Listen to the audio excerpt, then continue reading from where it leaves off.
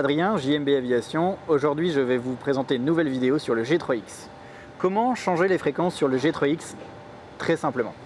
Sur le G3X, nous avons pu voir lors de la première vidéo qu'en haut de l'écran est située la data bar. La data bar est totalement personnalisable.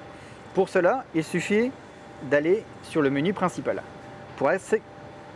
Pour cela, il suffit d'accéder au menu principal. Pour accéder au menu principal, il suffit de cliquer 2 fois sur le bouton menu. En accédant au menu principal, nous pouvons cliquer sur la partie Setup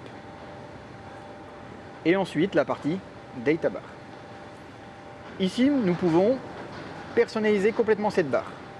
Nous pouvons décider, par exemple, d'y incruster à gauche, à droite, un chronomètre. Nous pouvons modifier le nombre d'indications.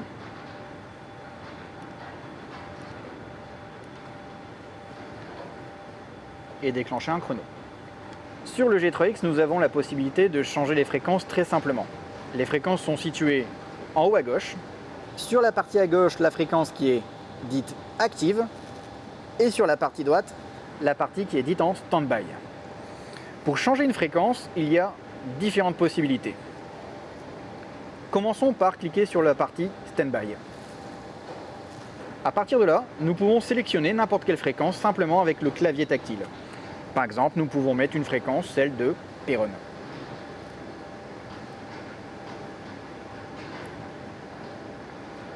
La fréquence de Perron vient de se mettre en stand-by.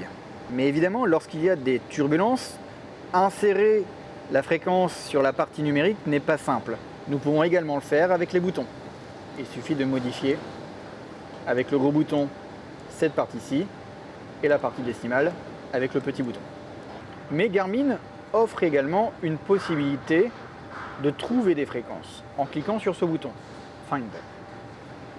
Ici, nous avons la possibilité de trouver différentes fréquences. Des fréquences notamment récentes dans ce premier onglet. Des fréquences liées aux aéroports les plus proches.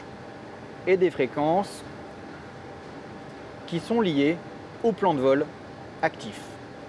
Pour utiliser par exemple la fréquence liée au plan de vol, ici un plan de vol créé vers Cambrai, Lima Fox Yankee Golf, il suffit simplement de cliquer sur la fréquence.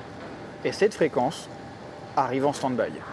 Pour que cette fréquence stand-by passe en fréquence active, il suffit d'appuyer sur actif.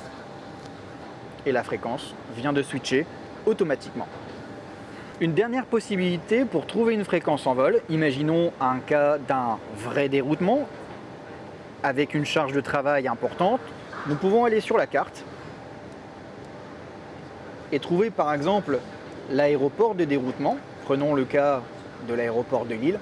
Il suffit de cliquer sur l'aéroport de Lille pour obtenir des informations. La page Waypoint de Lille s'ouvre.